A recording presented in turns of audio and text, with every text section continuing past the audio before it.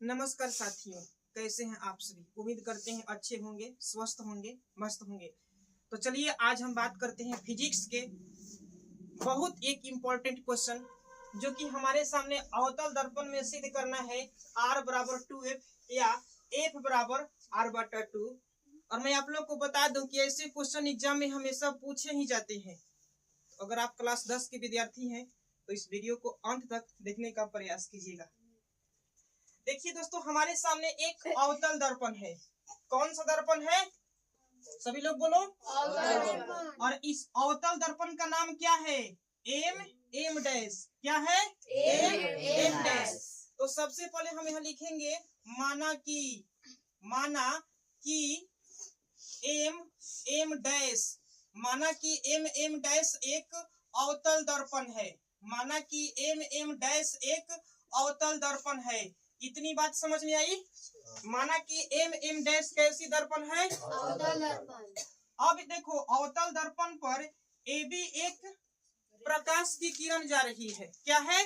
AB एक प्रकाश की किरण जा रही है और यहाँ दर्पण पर टकरा करके देखो परावर्तित हो जा रही है। तो लिखेंगे AB एक प्रकाश की किरण है। प्रकाश की किरण है जो दर्पण से टकराकर, कहां से टकराकर? दर्पण से टकराकर, ये देखो दर्पण से टकराकर ये किरण परावर्तित हो रही है। तो परावर्तित होते हुए एफ के पास आती है। एफ को क्या बताए हैं? मुख्य फोकस। क्या बताए हैं? मुख्य फोकस। जो दर्पण के सतह से टकरा करके मुख्य फोकस से होती हुई गुजरती है। मुख्य फोकस कहां से? मुख्य फोकस से होती हुई गुजरती है। होती हुई गुजरती है।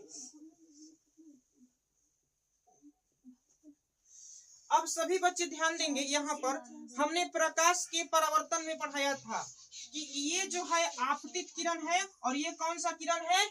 परावर्तित किरण। अब देखो C क्या है? वक्रता केंद्र है।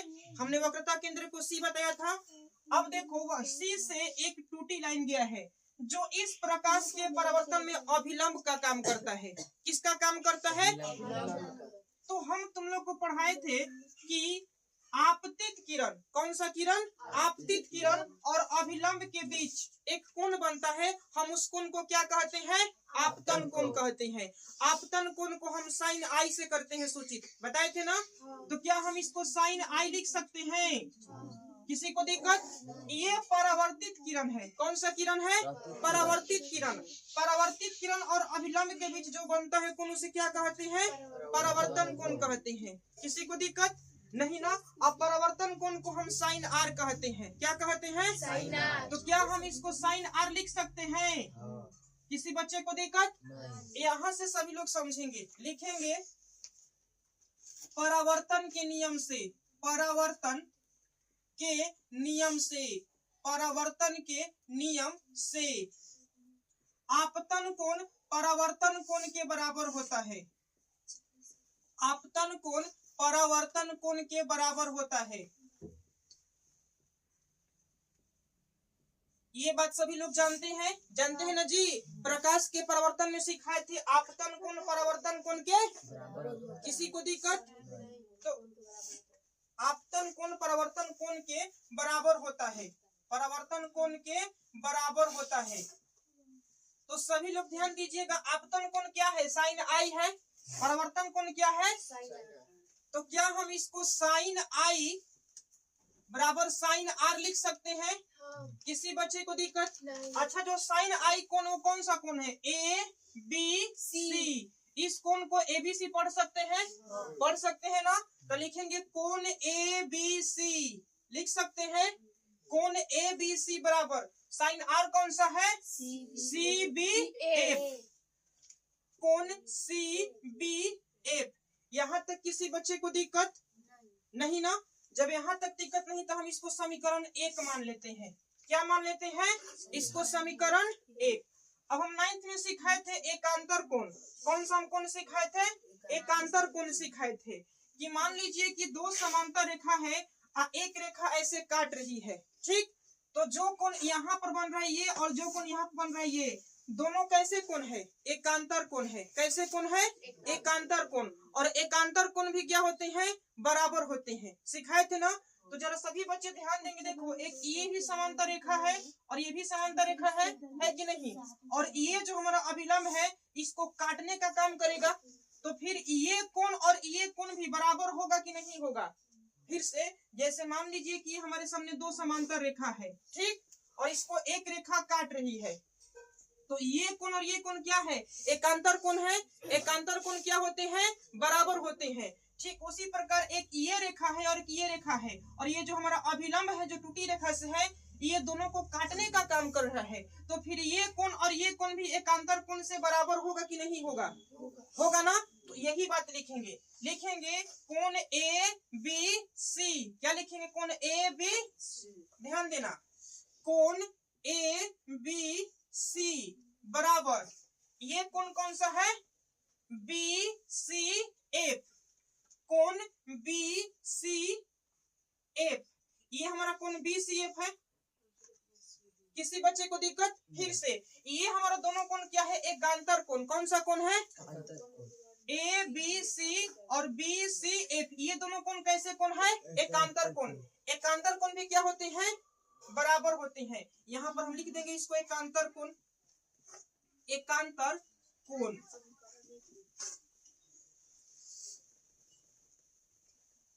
अब इसे हम क्या मान लेते हैं? समीकरण 2। क्या मान लेते हैं? समीकरण।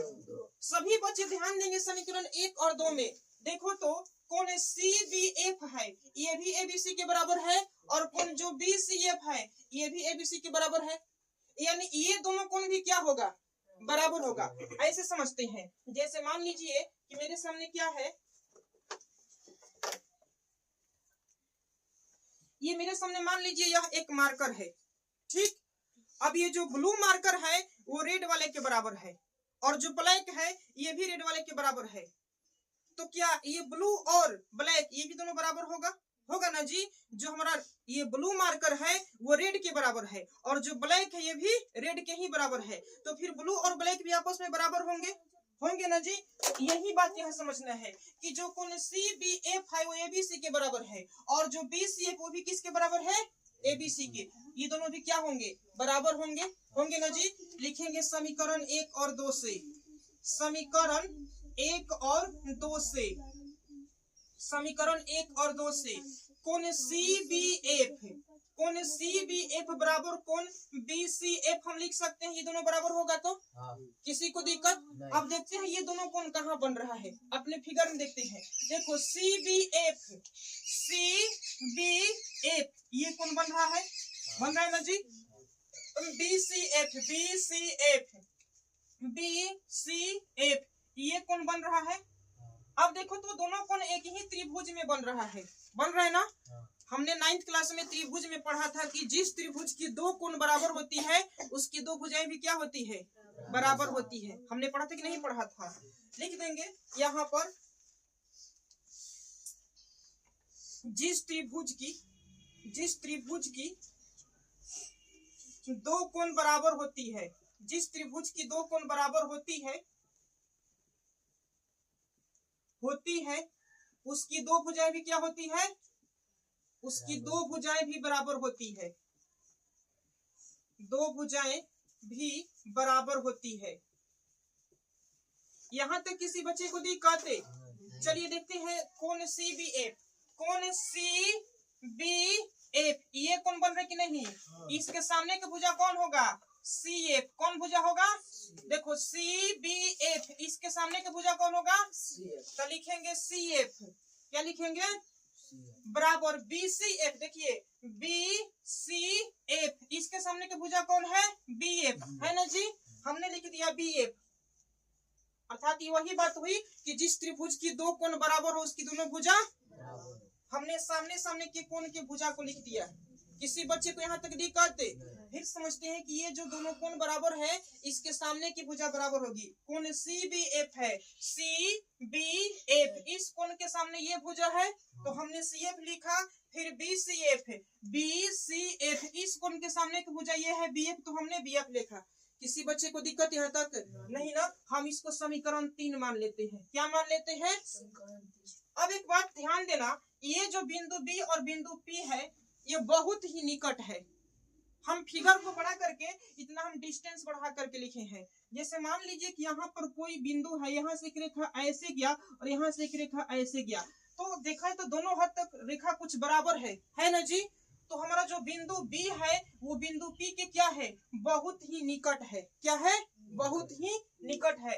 इसलिए BF और PF भी क्या होगा? बराबर होगा। जितना हमारा BF उतना ही क्या होगा? PF भी होगा। आई बात समझ में? हम यहाँ लिखेंगे कि बिंदु B बिंदु P के बहुत ही निकट है। बिंदु P के बहुत ही निकट है। बिंदु B बिंदु P के बहुत ही निकट है। इसलिए हम क्या लिखेंगे? तो PF किसके बराबर होगा? BF के बराबर होगा ना जी? तो PF बराबर क्या हो जाएगा? BF। हम इसको मान लेते हैं समीकरण 4। यहाँ तक किसी बच्चे को दिक्कत नहीं? जिसको दिक्कत है बोल सकता है। यहाँ भी देखो 3 और 4 से CF किसके बराबर है? BF के। और PF किसके बराबर है? तो 3 और 4 से हम CF और PF को बराबर कर सकते हैं। कर सकते हैं ना? लिखेंगे समीकरण 3 और 4 से, समीकरण 3 और 4 से, समीकरण 3 और 4 से 3 4 को देखने से क्या चलता है पता है कि जो CF है वो BF के बराबर है और PF किसके बराबर है? BF के। तो CF बराबर PF हम लिख सकते हैं। चलो CF बराबर क्या लिख सकते हैं?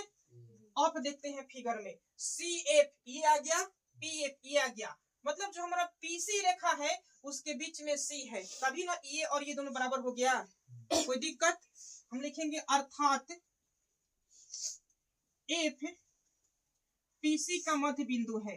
PC का मध्य बिंदु है, मध्य बिंदु है। किसी को दिक्कत नहीं ना? CF और PF क्या है? बराबर है। हम लिख सकते हैं यहाँ पर PC क्या है? PC बराबर, अगर PC को हम लिखेंगे तो क्या CF प्लस PF लिख सकते हैं? CF प्लस क्या लिख सकते हैं? किसी को दिक्कत? CF और क्या है? PF। या हम PC बराबर क्या लिख सकते हैं? हम इसको PF प्लस PF लिख सकते हैं, क्योंकि CF किसके बराबर? PF के बराबर है। हम इसको PC बराबर क्या लिख सकते हैं? 2PF। किसी बच्चे को दिक्कत नहीं ना? अब यहाँ ध्यान देंगे कि हमारा PC क्या है? P और C क्या है? P और C के बीच की जो दूरी है ये क्या है? वक्रता त्रिज्या है। केवल C वक्रता केंद्र है और वक्रता त्रिज्या को करते हैं R से हम सूचित। क्या करते हैं? तो क्या हम PC को R लिख सकते हैं क्या? कोई दिक्कत? PF क्या है? मुख्य फोकस। क्या है? और मुख्य फोकस को करते हैं F किससे? तो क्या हम इसको 2 और PF को F लिख सकते हैं? यहाँ लिख देंगे हम PC बराबर क्या लिख देंगे? R और PF बराबर क्या लिख देंगे? F। किसी को दिक्कत? तो बताओ R बराबर 2F हमारा हो गया कि नहीं हो गया? C। कोई दिक्कत? वही हमें प्रूफ करना है। अब कहोगे यहाँ तो F बराबर R बटा 2 भी है ना जी? तो अगर हम 2 को लाएंगे यहाँ तो हो जाएगा बटा में ना, F बराबर हम इसको R बटा 2 भी लिख सकते हैं। हो गया प्रूफ। किसी बच्चे को दिक्कत? उम्मीद करते हैं आप लोग को वीडियो पसंद आई होगी। अगर पसंद आई है तो लाइक कीजिए, कमेंट कीजिए, दोस्तों के बीच शेयर कीजिए। मिलते हैं नेक्स्ट वीडियो में।